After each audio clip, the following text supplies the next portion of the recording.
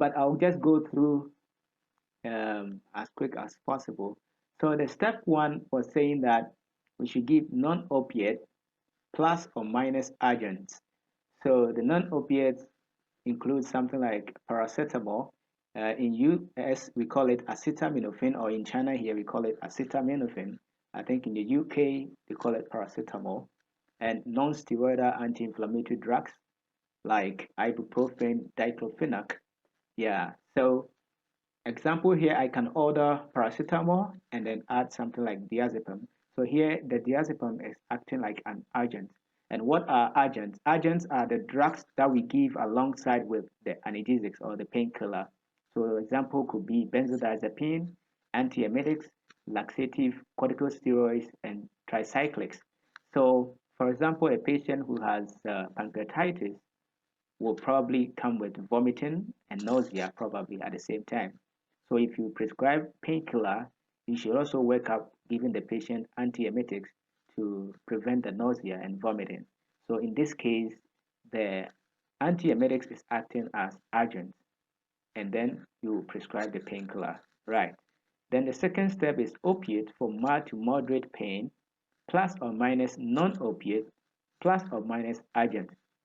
So if you prescribe an opiate, which is not a strong opiate like codeine or tramadol, you can choose to add non-opiate like paracetamol or NSAID, and you can choose to add agents like antiemetics or benzodiazepine or corticosteroids if there is the need.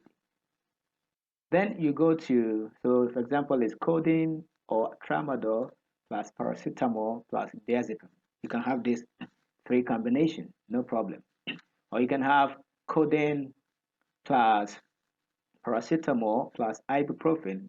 These three combinations, it's also okay. Depend on the severity of the pain. Yeah, all of these are analgesics, but you can prescribe them at the same time. That is the WHO recommendation.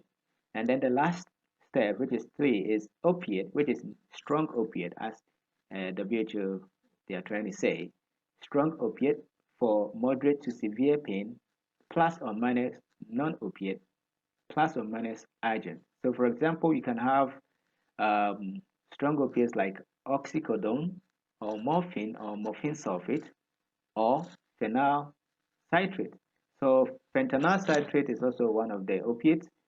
Oxycodone is part, morphine is part. So morphine is mostly used in other parts of the world. So in my country, we use morphine. In China here, morphine, right?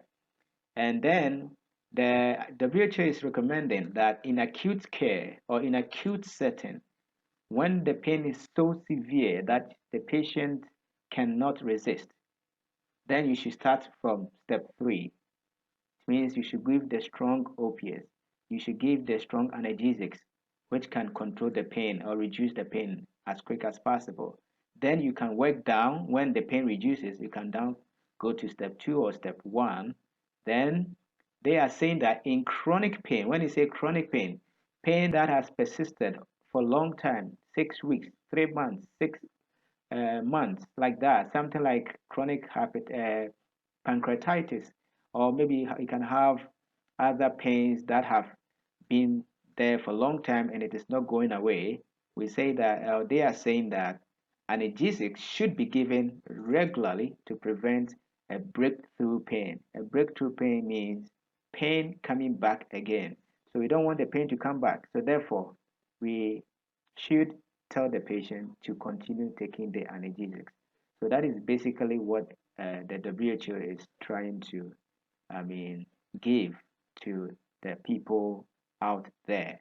So that is it. That is it. And talking about opiates, like I learned about opiates have some side effects. Opiates do have some side effects.